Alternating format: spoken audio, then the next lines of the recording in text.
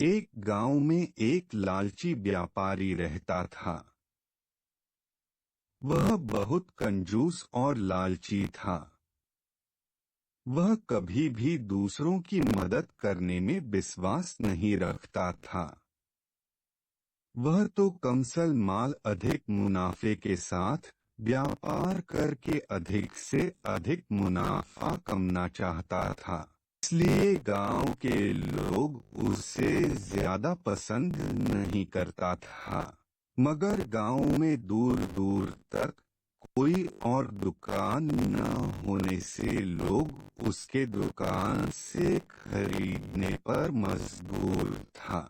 वह गंजा भूरे बालों वाला आदमी था।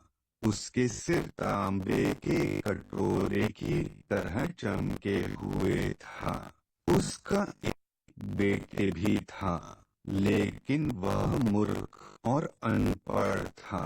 एक दिन व्यापारी के किसी रिश्तेदार ने एक मिठाई की दुकान खोली और उसके उद्घाटन के मौके पर उस लालची व्यापारी को भी आमंत्रित किया। व्यापारी अपने मूर्ख बेटे के साथ गया, इस उम्मीद में कि दुकान की उद्घाटन के मौके पर अच्छा खाने को मिलेगा। उसे भरपेट अच्छा खाना खाने को तो मिली ही, लौटते वक्त बहुत सारे मिठाई उपहार के तौर पर उसे दिया गया।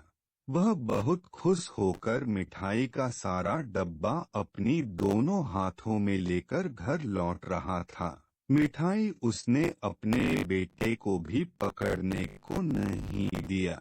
उसने सोचा कि यह बेवकूफ है, रास्ते में किसी ने मांग लिया तो वह उसे दे देगा। मिठाई का सुगंध से बहुत सारे मक्खियाँ भी उन लोगों का पीछा करने लगा।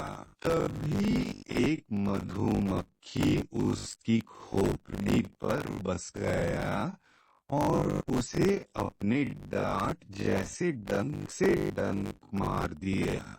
व्यापारी चिल्लाने और रोने लगे, मुझे इससे छुटकारा दिलाओ, मुझे इससे छुटकारा दिलाओ।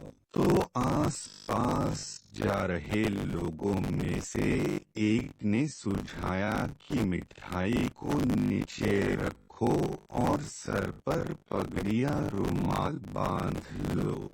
व्यापारी ने सोचा, अगर मिठाई नीचे रख दूंगा तो कोई इसे लेकर न भाग जाए।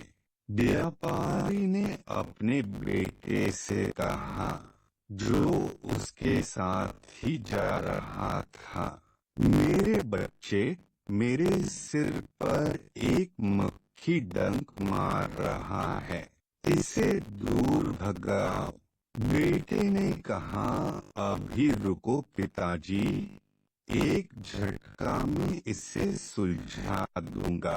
बेटे ने जवाब दिया, जो व्यापारी के पीठ के पीछे ही था और केवल एक मक्खी को मारने के इरादे से नजदीक पड़े लकड़ी उठाकर उसने अपने पिता के सिर पर जोर से वार कर दिया, जिससे व्यापारी के सर फूट गया और धड़ाम से नीचे जमीन पर गिर गया। लालच की वजह से व्यापारी का सर तो फूटा ही, उसके हाथों में पड़ा सारी मिठाई भी नाले में गिर गया। व्यापारी ने सारी मिठाई तो खो ही दिया, साथ साथ अपनी सर भी फोड़ लिया।